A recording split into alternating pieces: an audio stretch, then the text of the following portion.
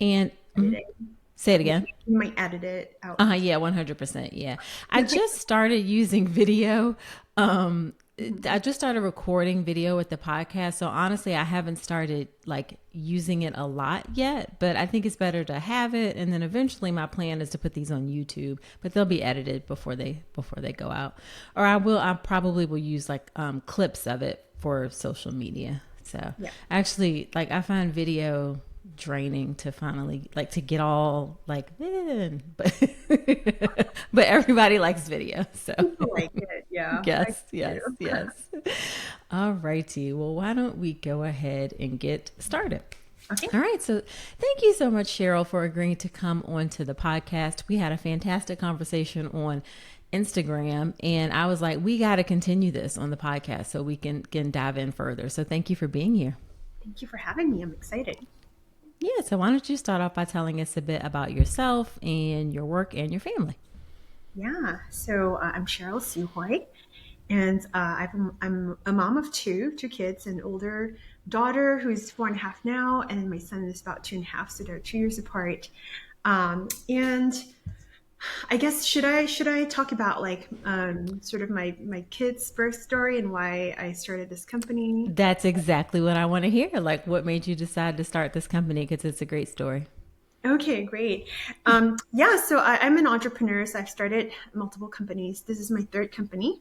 Uh huh. And I was pregnant with my daughter 5 years ago, and she was breached. Both my kids are breached. So Okay. very interesting. And I have a theory around why that is. Okay. Crossing legs and modern lifestyle. Uh Um, huh. but so she was breached and she was my first child, I actually gave birth to her in New Zealand because that's where my husband is from. So we wanted Mm-hmm. to go back there and experience the birth care there, which is totally somewhat different from here. Right. Anyway, the doctor did tell me, my OB did tell me that there's a high likelihood I would end up in a C-section.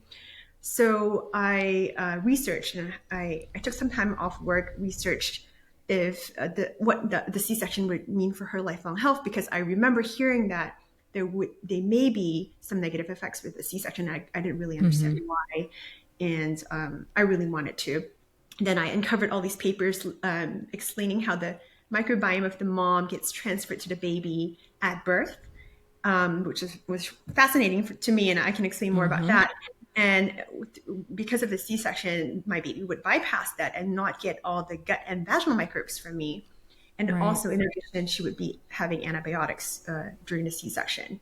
Mm-hmm. So then, like I learned that that could be linked to all kinds of chronic conditions for her, starting with eczema, and that might develop into food allergies and then asthma.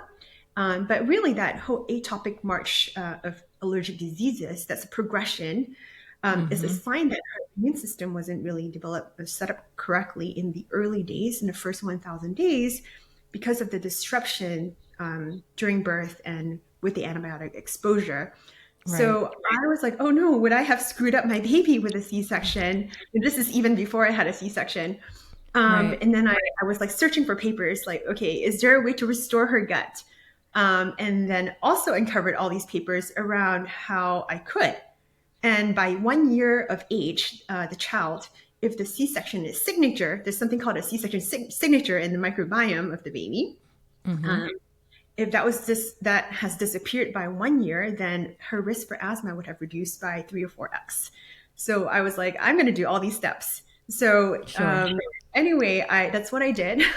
So I felt much better and more empowered as a parent, knowing very well that I may have a C-section. So I still tried to go into labor because I learned that the baby gets inoculated with my microbes during when my water releases. And so that's the first incidence of when the baby's gut gets colonized by my bacteria, because the Mm-hmm. baby is pretty sterile in a womb before that. So I waited for labor to happen and knew even if I went into C-section, she would have some of my good microbes. Right. Um, so long story short, and then I did a bunch of stuff like vaginal seeding and probiotics, and I breastfed her.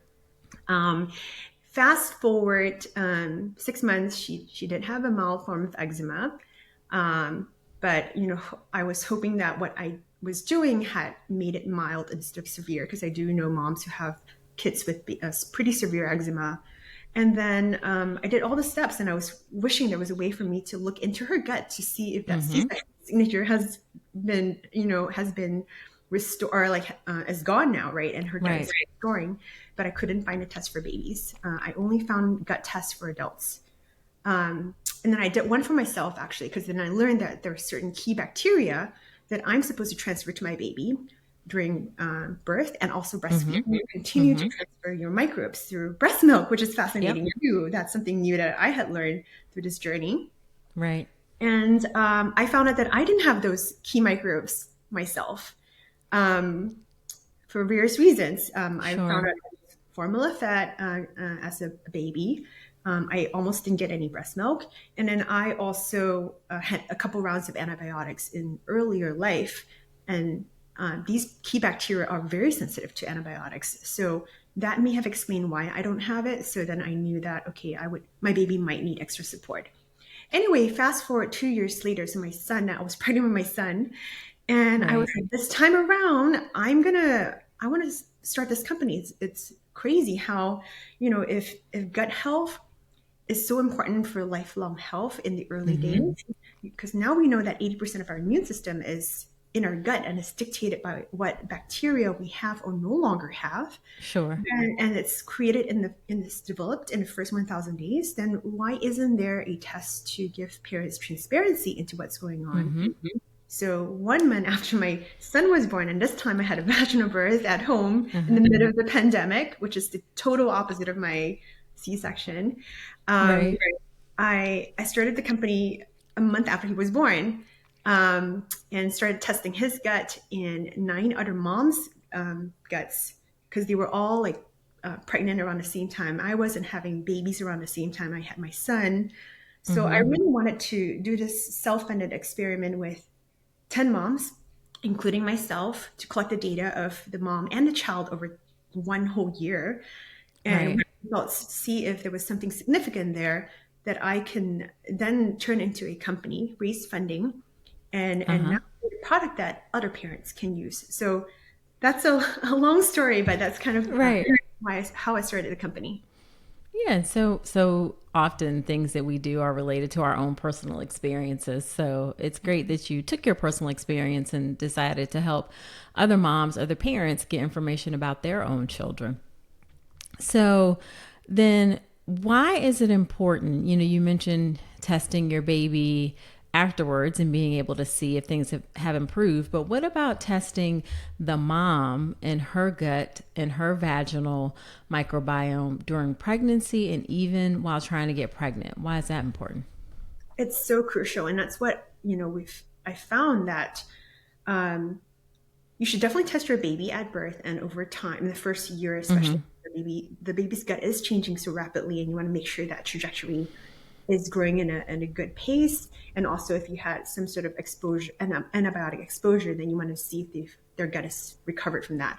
But then, like as I mentioned, when I tested my gut, I was missing certain key microbes that I would have or should be transferring to baby at birth or through breastfeeding. Mm-hmm. So now we really encourage moms to test earlier, even before trying to conceive, even as a Mm-hmm. regular adult. And you want to have babies in the future, to test early, Right. because if you find that you no longer have those key microbes for your baby's future health, then there are actions to take right now to address that.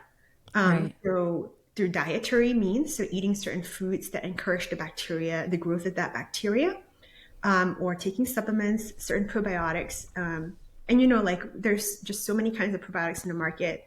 Uh, Mm-hmm. Not all are equal, so you don't just take one off the shelf and Right. that it would serve your needs. It really depends on what bacteria is missing from your gut and what you need for health. So we recommend a gut test as early as you can to get your baseline, and then your vaginal health is really important too. So as you can imagine, Mm-hmm. it passes through the vaginal canal, so that is really the first microbes that he or she gets inoculated with and colonized with. So your vaginal community has to be healthy, and this is also a relatively new field in Right. that there is actually stronger evidence between a healthy vaginal microbiome and fertility. So it's actually harder to get pregnant if you don't have the right environment, which should be acidic, the pH of your vaginal community should be Mm-hmm. low. If it's high, then it's harder to get pregnant. And if you do get pregnant with a slightly higher vaginal pH, then there is higher likelihood of pregnancy risk, complications, and preterm labor. Right. And then I mentioned earlier I did vaginal seeding, which Uh-huh. I don't know if you want to go into that, but Oh, we are 100% going to go into that. so I also wouldn't do that procedure. That's basically an optional procedure that Yeah, now. well, why don't you say like why don't you tell folks what is vaginal seeding? Yeah, it is. It's very new, and there's a recent survey done that only 30% of moms actually know what vaginal seeding is, which Mm-hmm. I don't blame. It's relatively new. So this is part of my research when with my daughter 5 years ago. There is this procedure called vaginal seeding, where if there's a likelihood of you getting a C-section, you could put a gauze, like a cotton gauze, in the vagina for an hour before the planned C-section, or I mean, even with an unplanned C-section that I had, there was time, right? There was an hour between preparation. Right. So you put the gauze in a vagina, and when the baby comes out, within the first 2 minutes, your midwife or doctor or OB or partner can swab the baby's face and mouth, mostly the mouth and area, Okay. to mimic the vaginal canal route. So you're taking the mom's vaginal microbes basically and fluids and inoculating the baby manually. Gotcha. So to me, that makes sense. And I believe when I was like researching this, it was a pilot study in 2016 that Mm-hmm. showed that that procedure partially restored the baby's gut seeding. And then there's a follow-up study in 2021, so relatively new last year, Uh-huh. that Uh-huh. showed that the microbiome of the babies born by a C-section who did the vaginal seeding was more similar to a vaginally born baby. So definitely more evidence now. Back when I did it, there was very little evidence around it. So definitely it Sure. wasn't quite recommended. My OBGYN definitely didn't want to do it, but he was very empowering, and he was like, it's your choice, mama. If you want to do it, Right. you can do it, or get someone to do it. So my midwife ended up doing it for me. Gotcha. And it was my choice. And it's interesting to me. I don't know why we get so like up and like freaked out about it. Like it's literally a baby comes through the vagina. Like it's not like we're doing anything that they wouldn't otherwise get exposed to. So I don't know why we get so like oh my god, what is this crazy thing that you're doing, because it's not really that crazy. Exactly, right? So to me, intuitively makes sense. Mhm. Mhm. So I opted to do it. But coming back to why you would do a vaginal test anyway, there are some contraindications for why you wouldn't maybe do a vaginal seeding, uh, Sure. which is, if you have GBS, for example, obviously that's the Mhm. test, group B, Mhm. sorry, that you would Yeah. test around 37 weeks, right? Then maybe not, right? Or if you have HIV or any sort of STI, STD, then you wouldn't be a good candidate for vaginal seeding. But also, if you have a low vaginal pH, which means you may likely have a community that is not so healthy. So in our tests, we have a vaginal test for trying to conceive for pregnant moms, and Mhm. again, we encourage you to do it as early as possible if you want to have babies in the future, because it does take a lot more time for the vaginal community to shift. Okay. So if you don't have a lactobacillus dominated vaginal community, lactobacillus Mhm. is the bacteria that you want to see in like 99% of your vaginal community. And Right. also, if it sounds familiar, it is, because that's what's commonly found in probiotics. Mhm. So lactobacillus is what should be in the vaginal community, and lactobacillus bacteria creates lactic acid, which keeps the vaginal community acidic, and the acidity of that keeps the pathogenic bacteria at bay. So as you can imagine, if the vaginal community is low in that, it becomes more alkali, and the Right. pathogens like that. And so then you're more likely to have the unhealthy bacteria. So coming back to vaginal, so that's kind of why, coming back to vaginal seeding, if you Uh-huh. have a healthy community, then we wouldn't, I wouldn't do a vaginal seeding procedure. That said, the fascinating thing is, so if the mom's gut and vaginal community is not super healthy, we do see Right. that impacting babies. Again, Mm-hmm. anecdotal evidence for now because we only have limited data, but just from Right. our data, and we've tested over 1,000 babies now, and a Mm. handful of that, like a subset of that, sorry, we have the mom's vaginal and gut samples too. So if the mom doesn't Right. have, their gut is out of balance and their vaginal community is in lactobacillus dominated, we see Mm-hmm. that kind of transferring to, not transferring, but like the baby's gut isn't great either. So there's Okay. action. Okay. Hmm. Gotcha. Gotcha. So then that's why that, getting back to all of it, this is why testing can help you because it gives you some time. The earlier you test, the better, and you can change things and possibly impact things. And we'll go into a little bit about the test and the test Hmm. results, but I want to touch on during the labor and birth process. So, we talked about vaginal seeding. If you have a C section, what are other things that may affect the microbiome seeding of the baby, like vaginal versus C section, antibiotics, breastfeeding formula, all of those things? What are some Hmm. factors that may affect how the baby's microbiome looks? Yeah, so in studies, the birth mode, which is whether the baby was born by a C-section or vaginally born, is the biggest factor. Um, but also with the vaginal birth, there's no real concrete evidence around it yet, but we suspect if there was a lot of interventions, perhaps maybe vaginal exams or use of forceps or anything like that, that could introduce more risk for bacteria in the environment entering that the vaginal canal and hence seeding. We don't know. Again, this is hypothetical, Right. but that can also happen. Sort of, yeah, it could happen anyway. So with the C-section, definitely the baby's not going through the vaginal canal, and the mom's gut microbes enters the baby's system when the mom is pushing, basically in labor, and that's why I opted labor because believe it or not, it sounds gross, but some fecal fluid has come out when you're pushing, right? That's why the anus is so strategically positioned next to the vagina for birth reasons, because when you're pushing, some of that does get into the baby's system. And that's, Right. that's why, when you're birthing, the baby gets the vaginal fluids from the canal and the gut microbes from that, the labor.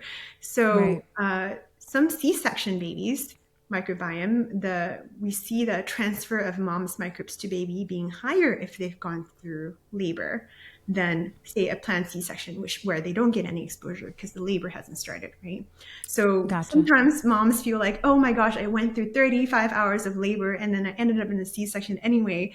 Well, know that your baby did get some benefits from it. Right. Right. So for that, Right. so number one, birth mode. Number two, the second largest factor is breastfeeding or formula feeding, because you continue to transfer microbes from your gut to the baby through the breast milk. Yes. And scientists don't know yet the mechanism of how this transfer is still a mystery.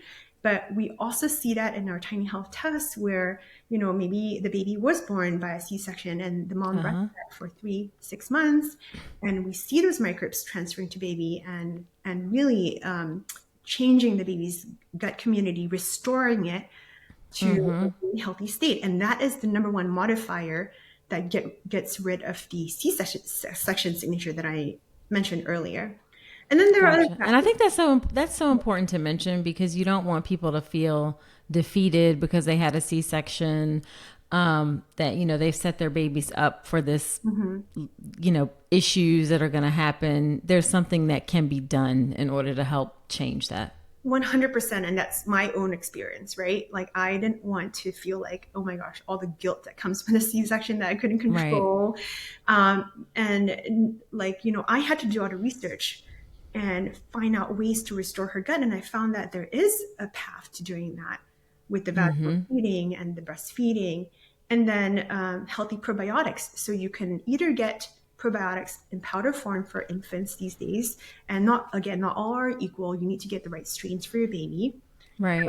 So there's that, or you can do it through diet. So when my baby was able to eat solids at 6 months, I made homemade kefir and made sure she had a lot of fermented foods.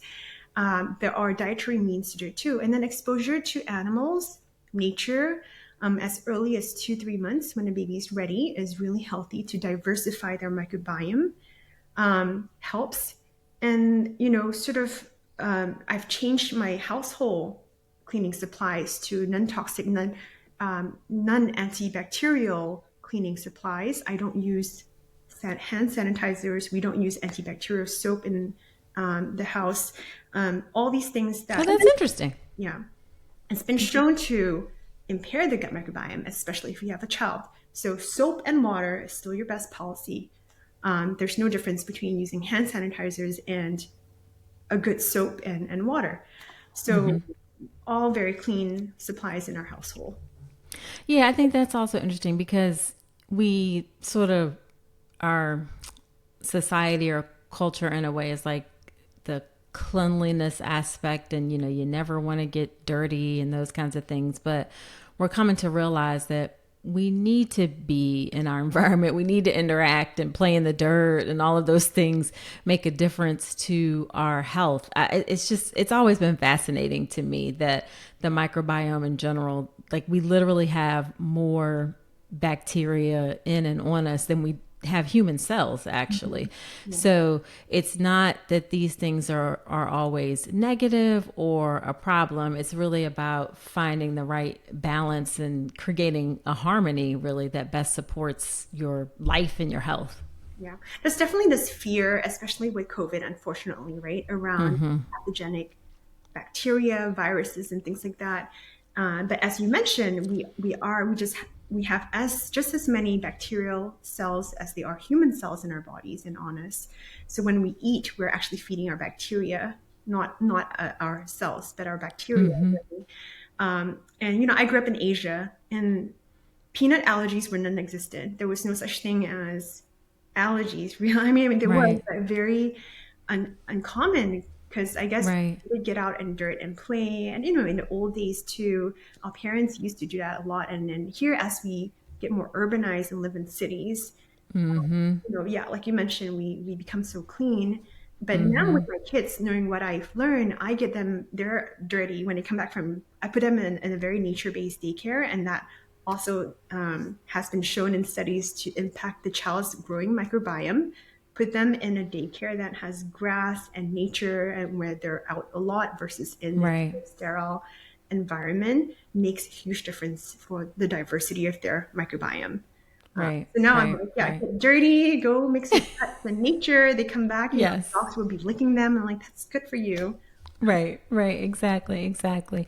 So what about the impact of antibiotics during labor and birth? Oh, yes, that's a huge one. Yes. So yeah, one of the reasons, the other reason why a C-section could be disrupting that early colonization is because there are antibiotics involved, right?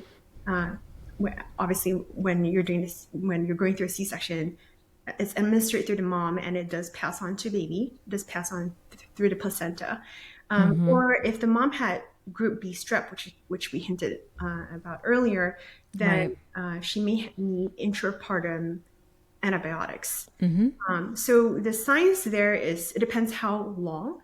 So I believe under 12 hours, the impact to the baby is very minimal because it is, still a less direct route to the baby. But more than that, there is a little bit of an impact. And then with babies who do require antibiotics directly, and more commonly if the baby is administered into the NICU, if they're born a little bit earlier and are preterm, then there is definitely evidence that the early exposure to antibiotics for those babies does impact their microbiome. So, we want to restore that even more. And we would recommend certain probiotics for that. Yeah. And I don't think, we're taking a stance that you shouldn't do antibiotics. If you need the antibiotics, you need the antibiotics. I do think, though, that we need to make sure we're careful about not giving too many antibiotics and just doing what's necessary. I guess I'm thinking more so for like during pregnancy and a suspected UTI or things like that.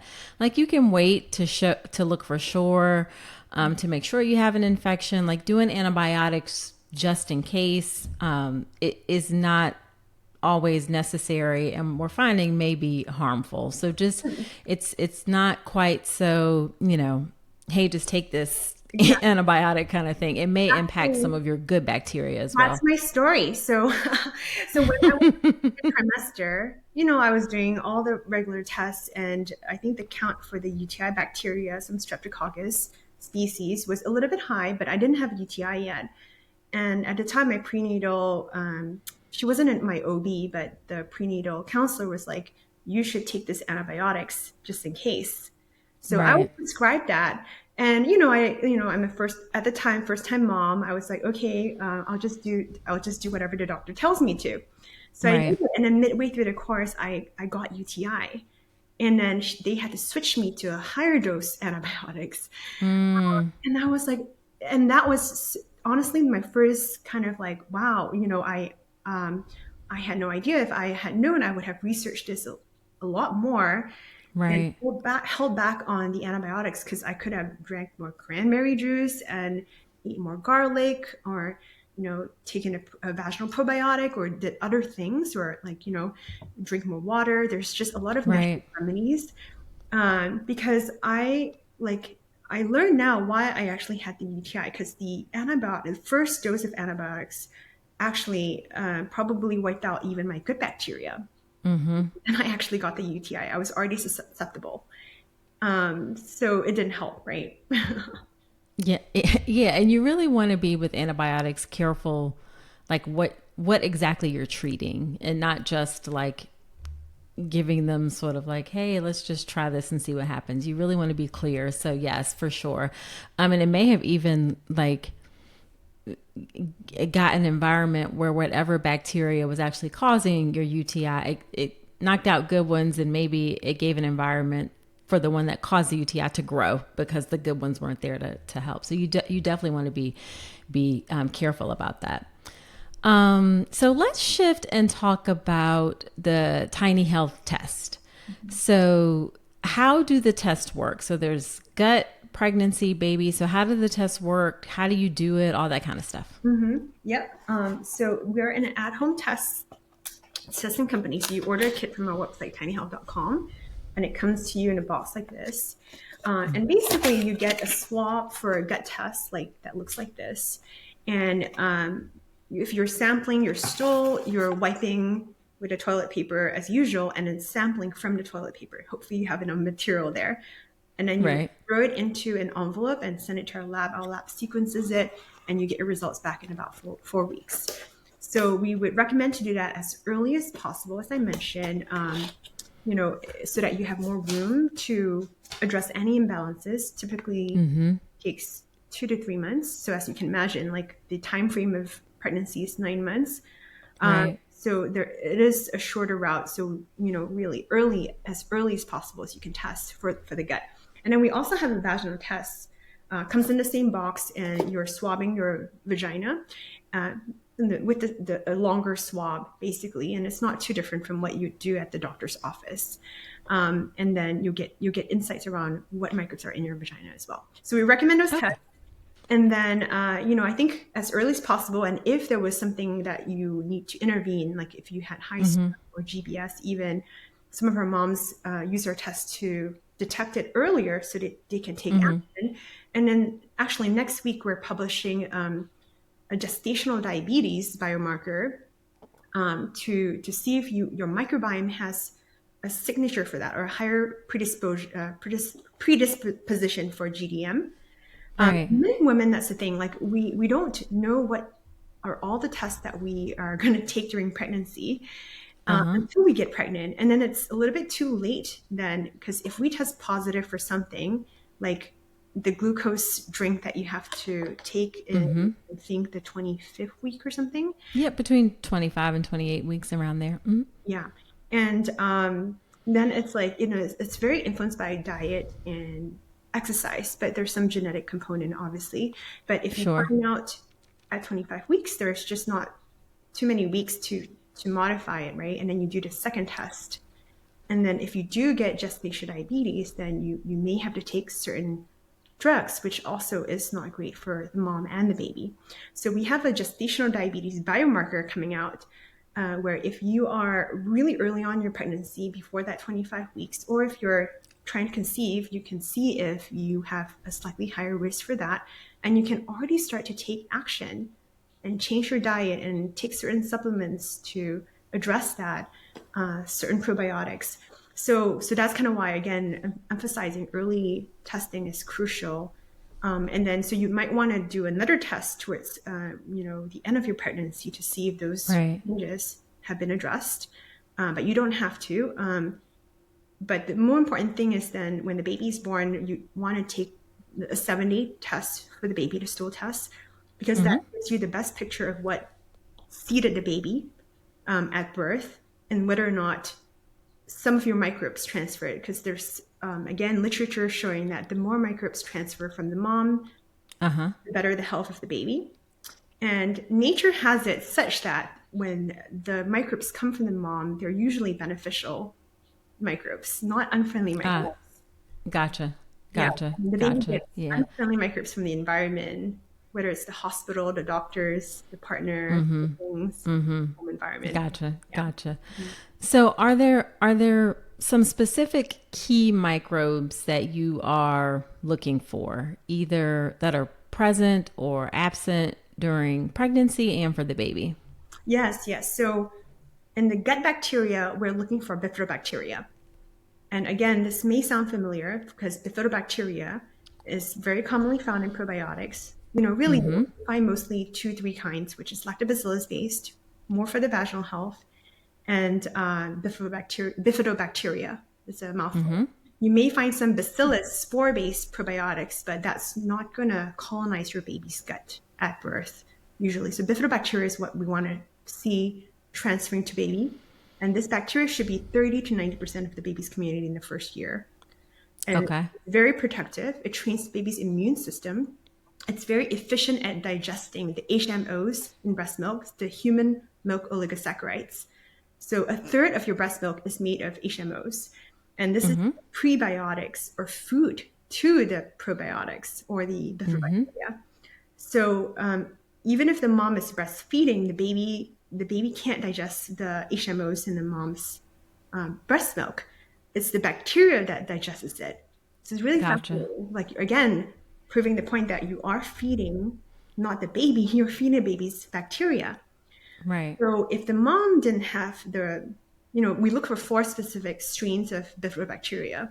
So B. breve, B. longum, B. infantis, and B. bifidum. Because these are the most efficient at digesting the HMOs in breast milk. So if the mom didn't successfully transfer these bacteria strains to the baby, then the HMOs are not being digested properly or as efficiently, and that leaves room for pathogenic bacteria to inhabit and colonize the baby's gut. So we see some guts being colonized by 90% of unfriendly bacteria at birth. If this rate continues to be high over time in the first 6 months or first year, then the baby's gut is in a pro-inflammatory state for too long, and that is triggers a lot of chronic conditions like eczema, allergies, Gotcha. So the mom-baby connection is so crucial, and the type of bacteria is so crucial. So is this too technical so far? No, this is perfect. This is perfect. So are there reasons that you see why moms may not have some of the good bacteria anymore? Yeah, like I mentioned, I didn't have it, and I was crushed when I found out. I take such good care of my gut. I'm eating all the right foods. But then I was like, okay, we always think we're healthier than we actually are.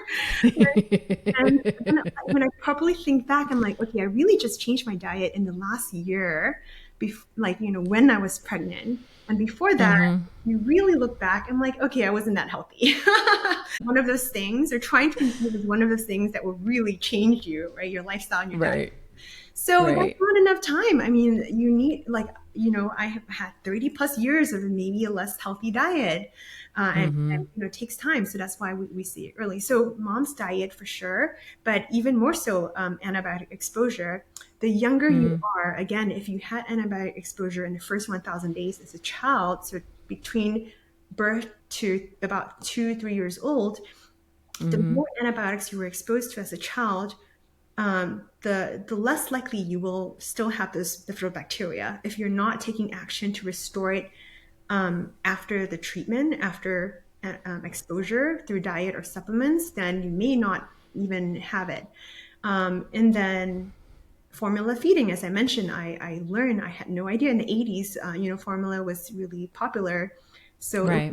my mom was told she couldn't breastfeed and that she wouldn't have enough supply for her baby. So she was just like, okay, let's just formula feed. So again, as I Right. mentioned, the bifidobacteria continues to transfer through breast milk. So without that, the baby may not be getting it from the mom. And that impact, frankly, there's so much emphasis on the birth, right? But that is a one-time transfer, which is still really crucial. And the pioneering microbes really chart the way for all the preceding microbes. The Right. breastfeeding is so impactful because it's done over 6 months, ideally, right? Or maybe a year if the mom goes beyond 6 months. That's a lot of time to continue seeding the baby with your microbes. So that process is generational. So if and the mom continues to pass on the microbes to the baby. So if that chain was somehow affected in the process, then that could affect future generations. Okay. So those are some things. Lifestyle. Now we're exposed to so many toxins, microplastics. Like heavy metals found in the protein of mom and breast milk too. Right. So microbiome is one factor and a huge factor because 80% of our immune system is in our gut. But there could be so many hormonal factors and toxins that could also affect it. Yeah, it's interesting. My mom, my parents actually, but my mom grew up like in the country, and like they used to grow all of their food for the most part. Like her grandmother just grew stuff where they lived, and like when she ate meat, like her grandmother would just go out in the yard and grab a chicken and Wow. kill it, and they would eat it. And so she's like, now these people, like, we thought we were poor and that's how we were living, but now actually that's how everybody's trying to go back to, because you realize that that's sort of getting your food from as close to the ground as possible, and with as few pesticides and all of those things and toxins, is actually healthy for you. 100%. We're starting a farm. My mom's planting vegetables in the yard again. We're thinking about chickens as well. I source Right. our meat from really, healthy farms around here. Yeah, there's something to be said about the soil, right? If you think about microbial diversity, where does it come from? If your produce is being triple washed, even if it's organic, there's maybe not much, not nutrients, but like maybe the kind of bacterial community is Right. sterilized, right? It's no longer Right. there. So there's definitely something to be said about going to your yard, plucking it out, and you're going to get that microbial soil diversity Yeah. in your gut. Yeah, absolutely. Absolutely. So I have two kits myself, and I have not tested. And honestly, I was been thinking about like, why have I not done this? And honestly, I think it's because I'm a little bit scared about what the results are going to show. Like, is my microbiome going to be horrible? So for the audience, can you tell us like when people test and when they get the results back, what are the reports like? What are the things that you can tell them to help them deal with the results of the reports? Oh my gosh, yeah, we get plenty of different reactions. Surprised, relief, all kinds of reactions. But I think most of our moms are very motivated. Maybe they had a prior gut issue and they already know maybe something is funky and they are really, really eager to improve it and they want to learn how. So they look to us to give them that actionable recommendations. And we Right. do have recommendations from a dietary supplement or lifestyle perspective, and it's your choice if you want to address it through a dietary manner, which takes a longer time but more natural, or supplements, right? Right. Some people just want the quick route, but yeah, I believe it's a combination. You have to change all of them for it to have long lasting impact.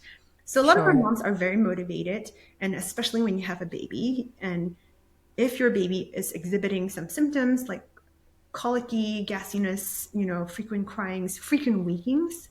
Also, sleep issues has a strong microbiome connection. We can give them some answers for what's causing it, what's maybe not causing it, because there's a correlation, but we don't know causation. But at least we're giving them some answers from a root cause perspective. What is Right. the underlying imbalances that are causing these symptoms, right? So a lot of them are very motivated to kind of take action. And like my story, I felt empowered by the results, not scared. And I don't know, maybe you feel a little pressure that you might have to share with your audience that you don't have to. Like, I think it. And I think there's a little bit of I don't know, like some of we work with some influencers who are very holistic, and they have taken care of their diet and health for Right. years, and they've gotten rid of chemicals, and Right. also sometimes have this apprehension, oh gosh, like what if my results come back not so good? And some of them, Right. like, are really good because they're like, okay, like they've done a lot to restore their gut and it reflects. But some of that, some things are like really hard to address, right? And maybe the protocols you've been doing, the probiotics or supplements you've been taking, are they're not the right strain that your body lacks. So again, this is where testing is empowering, because then you can actually change your protocol and what will actually help your gut or your vaginal microbiome. So we think that in the future, like nutrition and supplements should be personalized. And why not? Right? Why is it a one size fits all? Take this premium, Sure. take this probiotic, take, so, but what if your body actually needs different strains, different nutrients, right?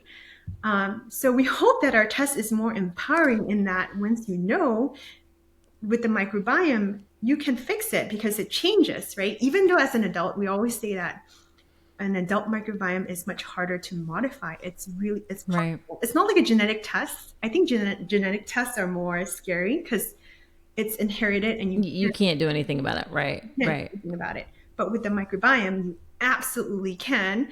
And I can share my story. So I told you I didn't have that bifidobacteria strain to transplant my baby.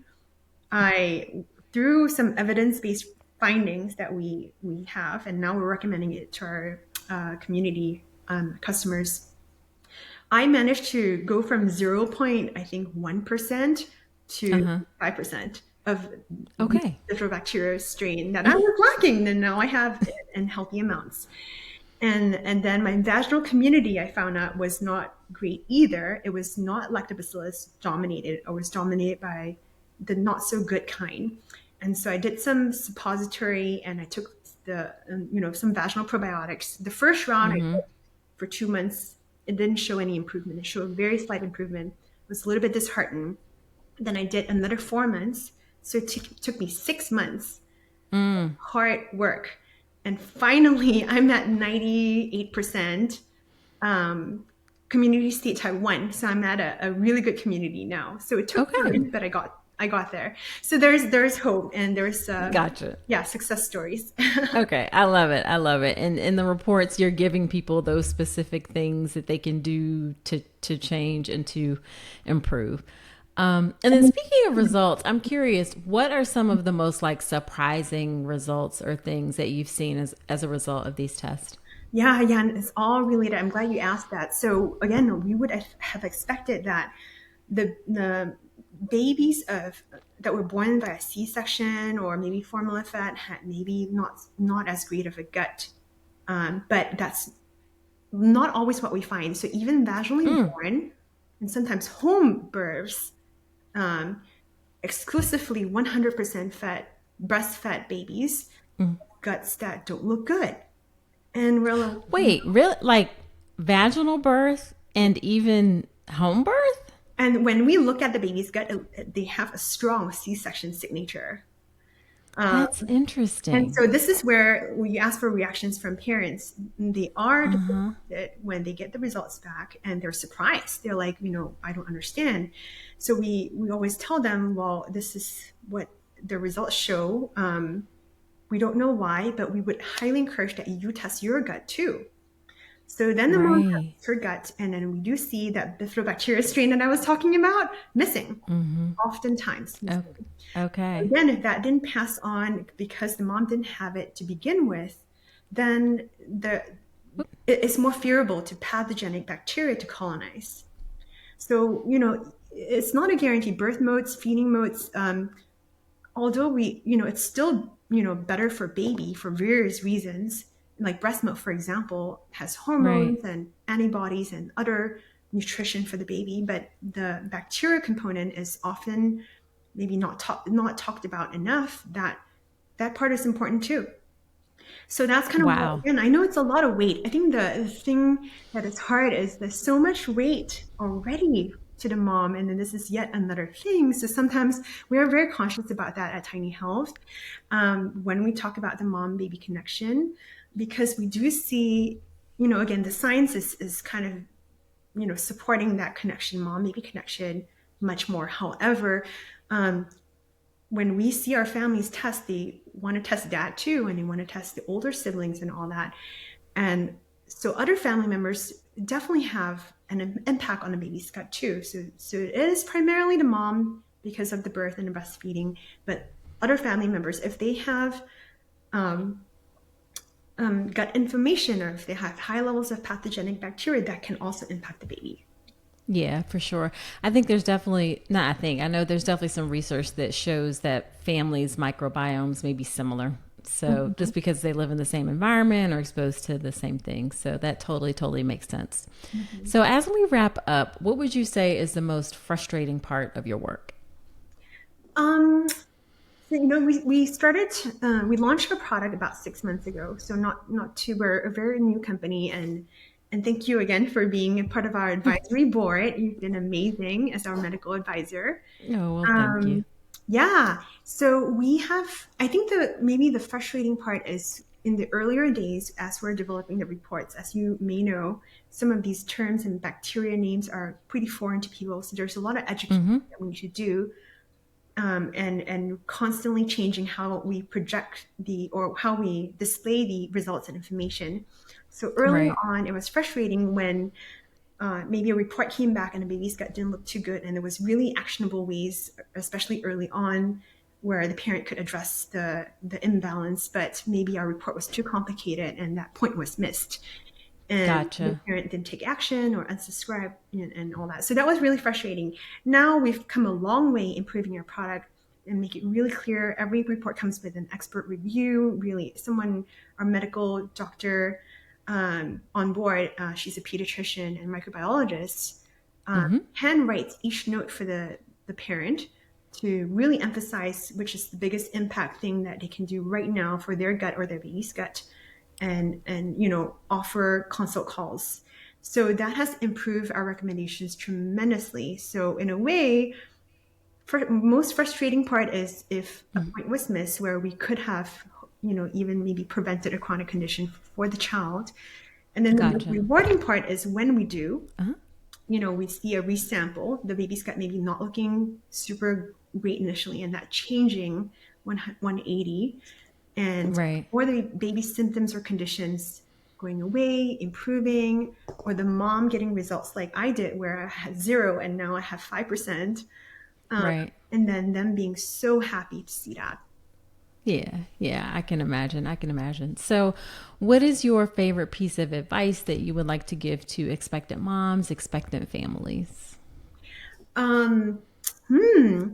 Well, if there's one takeaway is that if there's if there's anything that you can change is the gut microbiome, frankly, Mm, and to really pay attention to it in the first 1,000 days, which, by the way, starts during conception. So the baby's first 1,000 days starts in the womb till the baby is about 2 years of age. right, So what you right. do as a mom carrying the baby is so impactful to the baby and your own health too. So Sure.